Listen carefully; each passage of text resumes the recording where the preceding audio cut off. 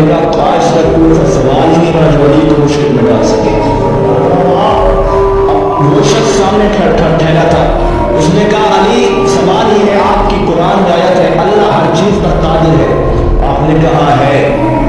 اس نے میرا سوال سنو, یہ بتاؤ اللہ اپنے جیسا وہ خدا بھی بنا سکتا ہے؟ مولا علی مسکرا پڑے. اس سوال کے لیے تم نے مجھے باہر بلایا, اب اس کا جواب سنو.